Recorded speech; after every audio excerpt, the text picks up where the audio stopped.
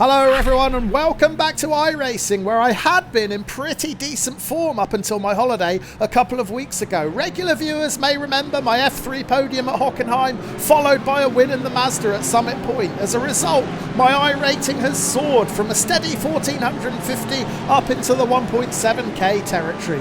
Will this run continue or will it come crashing back down? Well, I'm racing the Fanatec GT3 Challenge today, an ultra competitive and ultra aggressive series. After ACC earlier in the week, I'm really struggling to adjust back to the iRacing way of driving, and my first race earlier didn't go well. I carelessly spun out on lap 1 and finished down in 13th. So can I redeem myself in race 2? Well, I'm starting P9 out of 18 on the grid, slap bang in the middle of the pack. This one is going to be tough.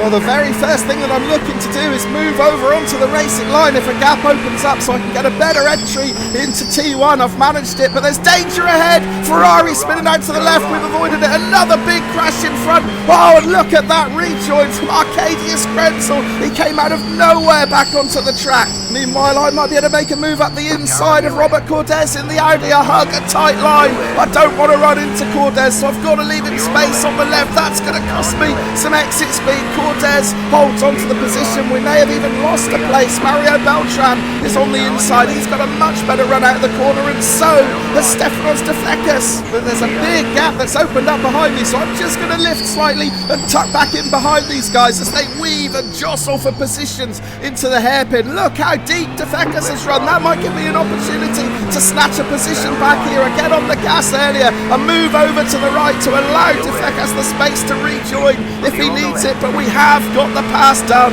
and now we need to be assertive going into Mercedes. This is the part of the track that does invite a dive bomb or two, but thankfully we're just far enough ahead of Defekas to hold on to that position. I've got no idea what the position is, but we'll find out shortly because we're approaching the end of lap 1 into the stadium section for the first time in hot pursuit of Mario Beltran ahead. In front of him, Robert Cordes. In front of him, Arcadius Krenzel. And it was certainly a chaotic first couple of corners, wasn't it? Krenzel came back onto the track out of nowhere to make it 3 wide right in front of me. I can only assume he took avoiding action to miss the spin in front of him, went off track to the left and then swooped back on. It could have been a complete disaster. I certainly saw my recent iRating improvements flash before my eyes, but thankfully we've made it to the end of lap 1 unscathed, and we've actually gained a position from where we started. We're up into 8th. This is encouraging. Okay, let's go back and check out a replay to see what happened at that first turn. And we'll start by watching the driver who qualified second, Stefanos Defekas. We were battling with him over the second part of the lap, and that's because he had this massive moment exiting T1, gets on the gas, loses the rear, hits the barrier hard. Now cast your eyes over to the left of the screen. There's the rejoin that gave me such a fright. But meanwhile, there was more carnage in T1. This is the number 3 Ferrari of Bernard Clue losing it. And look behind him. There are cars sliding off everywhere. It looks like we got really fortunate to survive turn 1 unscathed. So many other drivers didn't. Here's the melee from another angle. 2 cars getting tangled up in front, other cars crashing out, trying to avoid them. Fast forward to the hairpin then, halfway around lap 1. I wisely decided to tuck in behind Defekas here because that gave me the opportunity to take a wider line, get on the gas earlier and make the pass. To be honest, I'm amazed that Defekas is still running in this race. He hit that barrier hard, but we're back to the live action now, halfway through lap 2. As the pack concertinas together into this hairpin, we're right on the tail of Beltran now, but no way through. Look at the rearview mirror. Defekas is still hounding us, and we know he's quicker. He qualified second on the grid. His lap time was 1 second faster than mine, so I'm going to have my hands full with Defekas, but is he carrying damage? Oh, he's making a move up the inside into Mercedes. Well, I said that was the part of the track that invites a dive bomb. Defekas went for it there. We were awake to it though. We managed to leave in the space so that we both survived unscathed, but we're going to pressure him back here. Can we make a move into the Mobile 1 curve? Defekas has missed the apex completely. There's a huge gap on the inside. We can challenge. We're going to have the outside for this upcoming left-hander. Can we roll it around the outside? Not quite. And that invites Gerard Reverter and the Porsche driver. Look, there's contact. Reverter almost squeezes us out onto the grass there. Oh, that was as close as we've come to disaster yet. I had to back out of that one in the end. Well, I said before the start of the race that this was ultra competitive and ultra aggressive, so it proves. Let's check out the replay. We got bullied out of a couple of positions there. First at Mercedes, and no complaints from me there. There was a big gap. Defecus had every right to go for it, and he pulled it off cleanly, but of course we had to be really aware. Then things got tighter in the stadium section. Defecus ran wide. I moved to the outside. I thought I might be able to roll it around and carry some extra speed around the outside, but watch that Porsche. He goes for a move up the inside, but then tries to get back on the racing line where I already was, and that could have been catastrophic. I instinctively got my elbows out there and prepared for battle, but in the end thought better of it. Watch it from the chopper cam. He's on the inside now, but look as that white Porsche moves over to the right of the track, and it almost pushes me out onto the grass, and that was at the point where I decided to back out.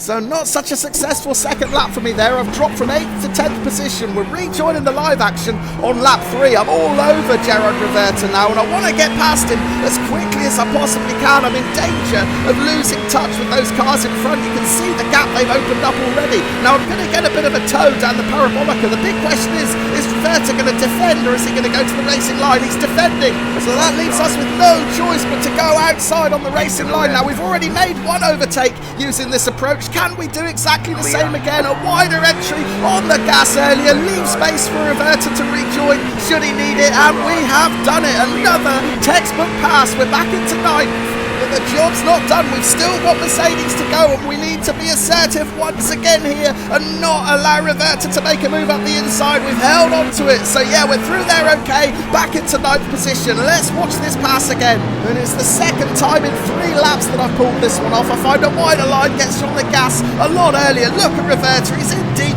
and out onto the curb. Back to the live action then. We're just crossing the line to start lap 4. Already we're beginning to gap Roberta in the Porsche behind. He's 1 second back. I thought I had a bit more pace than him, so now we can concentrate on trying to reel in the cars in front. Look at Defecus. He's making a move up the inside of Robert Cortez. Cortez is out really wide. He's got to leave the Mercedes space, and then he's got to get off the gas because he gets pinched on the inside. That is going to give us a golden opportunity to charge past. I waited just for a moment to see whether he was going to go left or right. He went right, so we went left, and we just sailed past him. Look at that gap already. We're going to be unchallenged into the hairpin by the looks of it. So we've regained that 8th position where we were a couple of laps ago, and in the process we have halved the gap to Defecus. He is now just 1.2 seconds ahead. Here's a replay of Defecus' pass up the inside of Cortez, and watch how wide it pushes Cortez, and right here he's not able to get on the gas, and we saw just what an impact that has down the parabolica. We had so much extra speed, we just breezed past him here, back into 8th position. Well, we're going to jump forward to lap 8 now because I was unable to stick with Defecus. He just had too much pace for me. He was opening up about a second a lap on me, just as he did in qualifying. So by lap 8, he's now 4 seconds clear.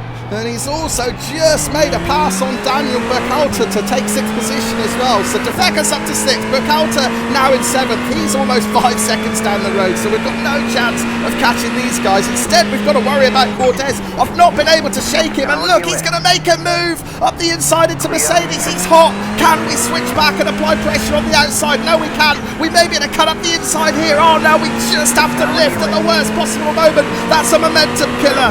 Nevertheless, I'm still going to try and challenge up the inside into moment 1 curve. We're not close enough. Oh, we almost get our nose chopped off by the Mercedes of Christopher Beardo. Beardo joining in the battle. He took full advantage of me having to lift when I was right behind Cortez. He made a move along the outside. We were side by side into the Mobile 1 curve. I thought I was going to be tough and hold on to the inside line, but it almost ended in disaster. Now we're trailing these two guys as they battle ferociously out of the final turn. Beardo's lost it. Surely now he somehow manages to hold on to it. But for the second time in this race, I found myself bullied out of 8th into 10th. Oh, we're gone. Surely. No, we've managed to hold on to it. Oh, I thought my race was over there. Every time I clipped that sausage curb in practice, it was a crash. But when it counted, we managed to save it. I don't quite know how. Of course, we've got a slow down penalty, but I'll take that. I'd much rather have a slow down penalty than a trip to the pits at this point in the race. But it is unfortunate timing because it looks like Cortez is way down on pace down the Parabolica again. He got duffed up at that previous corner for the second time this race, but this time I don't think it's worth the risk challenging. I've got to spend this slowdown penalty pretty quickly now. There's only 5 seconds to go. We've got rid of it. And we're still right on the tail of Cortez. So we're down to 10th, but we're not out of this one yet. And yeah, for the second time this race, I switched off going into Mercedes, left too much of a gap. That invited the Audi of Cortez to make a move. He did go in too hot. At this point, I thought I might be able to switch back and tuck it up the inside. Oh, but right there, I just had to lift. I ran out of room. And speaking of running out of room, check out how close it got into the Mobile 1 curve between me and Beardo here. Beardo's Mercedes making a move up the outside. Fair play to him, he's got a car length advantage there. It's his right of way. I tried to hold firm on the inside. Oh, almost got my nose chopped off. We were lucky to save it there. Well, it was a pretty quiet next few laps, so we're going to return to the live action and start at the very last lap. We're still in 10th position, 1 second behind Robert Cortez in 9th. You can see that Stefanos Defekas has made another mistake. He's down to 8th, which has promoted Christopher Beardo up into 7th. But look in the rearview mirror as well. The number 1 car, Shea Harris, is closing in fast. Harris started from pit lane, but has been steadily charging through the pack throughout this race. So can we hold on to a top 10 position here, or are we going to lose it to the number 1 car on the very last lap? We get the hairpin all wrong. That's going to put us under more pressure. Harris now just 0.3 of a second behind, and we're approaching Mercedes. I want to try and be a bit tighter on entry here to try and block off the gap at the inside. We've managed it. Harris decides against making a move up the inside there. We're only a few corners from home. That gap has increased a little bit now, 0.6 of a second back to Harris. As long as we stay neat and tidy through the stadium section, we should be able to hold on to a top 10 finish here. Beardo in 7th, nearly 4 seconds down the road. Then it's Defekas in 8th, Cortez in 9th with 0.8 of a second behind Cortez, closing in 0.7. I don't think it's enough unless Cortez makes a mistake through the final 2 turns. Someone else has made a mistake, and it's Beardo. Beardo has crashed out of 7th position on the very last corner. I think there might have been a coming together with Defekas. We're going to cross the line up into 9th position. Well, we started 9th, we finished 9th. Oh, we get punted out into the barrier after the race is finished. What was that about? Well, the car is wrecked. Thankfully, the race is over, so it doesn't matter, but that's a 4X I could have done without. Anyway, let's check out the replay to see what happened to Christopher Beardo on this final 2 turns. Oh, it wasn't a coming together. He lost it there, went onto the grass. He's probably got dirty tyres. He desperately tries to defend the position from Defekas, but the car says no and lets go. And he wasn't the only one to lose it in the final turn. This happened right behind me.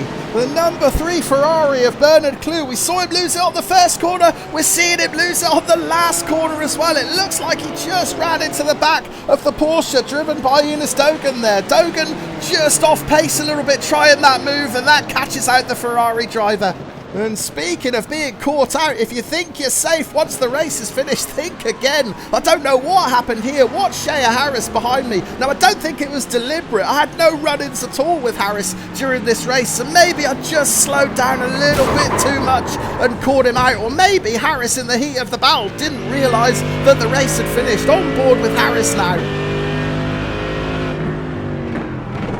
Yeah, I think it's probably on me, that one. I might have slowed down just a little bit too much on the racing line there and caught Harris out. Okay, here are the classified results then. We held on to a top 10 position. Not only that, we gained a place in the very final corner thanks to that spin from Christopher Beardo. So we finished 9th overall. Race pace wasn't that impressive, to be honest. I got my lap times down to a 1:39.7 in practice, but I couldn't get anywhere near that in the race. 1:40.3 was my fastest. And although I've managed to pick up a slight iRating gain in this race, it's not enough to repair the damage from that spin in race 1, and as a result we do slip out of the 1.7k club. But I always suspected I was going to be up against it here. GT3 racing in iRacing is really tough. It's really competitive, it's really aggressive, and it doesn't really suit my gentle style of racing. So I'm happy to get a top 10 finish here. 9th place, can't grumble with that. I'll look forward to seeing you again at the next one. Thanks ever so much for watching. Cheers.